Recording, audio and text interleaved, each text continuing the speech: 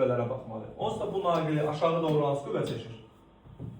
Ağırlıq. Ağırlıq. Bura bir MJ-ni əlavə elədim. Yuxarı doğru çəkən qüvvədə sol əl qaydası ilə tapanda X-dir, əlin üstünü tuturam, 4 parmaq eyni göstərəndə baş parmaq yuxarı, yəni yuxarı doğru da amper qüvvəsi var. Ağırlıq qüvvəsi MJ-dir, kütləsi bizə verilir 20 qram, yəni 0,2 vurulsun 10, bu verirdi 0,2 Newton. Amper qüvvəsini tapanda IBL ilə yazıram, I vurulsun, B vurulsun L, cəryan kütləsi 2 amper.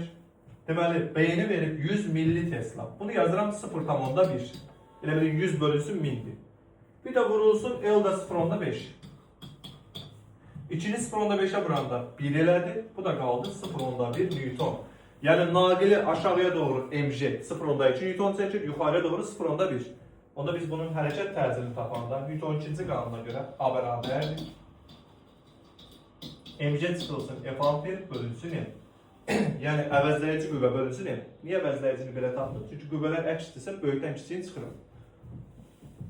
Ağırlıq 0,2, amper qüvvəsi 0,1, kütlə də 0,2. Burada qalır 0,1 bölünsün 0,2, yəni 10 bölünsün 2, 5. Təcilin qiyməti 5'dir, istiqaməti də olacaq aşağı. Çünki Newton ikinci qanunda deyirik ki, təcil əvəzləyici qüvvə ilə düz mütənasib, kütlə ilə tərs olub, əvəzləyici qüvvə istiqamətində yönəlir. Burada F əvəzləyicini tapsam kənardan, düzdür, hesablamışıq artıq, amma belə də yaza bilərsiniz. F əvəzləyici bərabərdir, MJ çıxılsın F amper, çünki ağırlıq amperdən böyükdür.